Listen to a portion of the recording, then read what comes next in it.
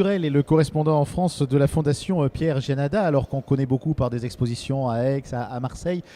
Pouvez-vous quand même nous rappeler ce qu'est aujourd'hui cette Fondation Pierre Gianada et ce que ça représente? Aujourd'hui, c'est déjà un bilan.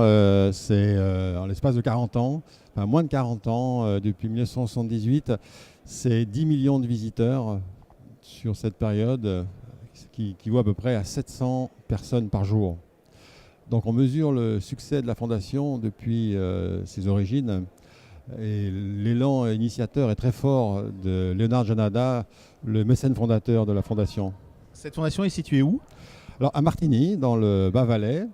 Et Léonard Gianada a réussi à mettre un point culturel sur cette route de la culture d'exposition d'envergure internationale, puisque Martigny est considéré aujourd'hui comme un rendez-vous incontournable pour les grandes expositions.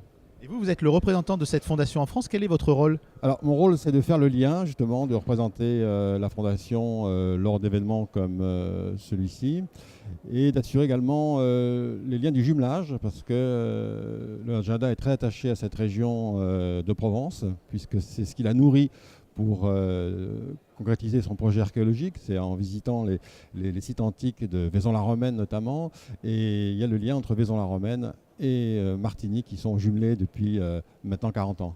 Et il y a évident aussi entre Vaison-la-Romaine et Arles.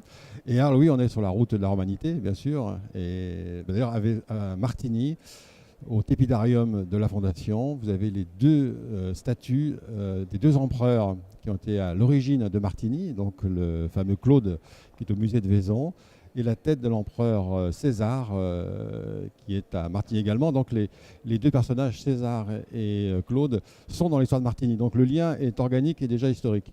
Économiquement, ça fonctionne comment une fondation? Alors, beaucoup avec le mécénat. Il faut savoir que le budget de la Fondation Gianada, c'est 7 millions d'euros par an. Et vous avez 25% de budget pris sur que des mécènes ont accordé à la Fondation. Donc, ça fonctionne comme une entreprise. Et alors, Gianada est très attaché justement à faire fonctionner sa Fondation comme une entreprise. Et le résultat est là et à la hauteur des espérances. Merci beaucoup. Voilà.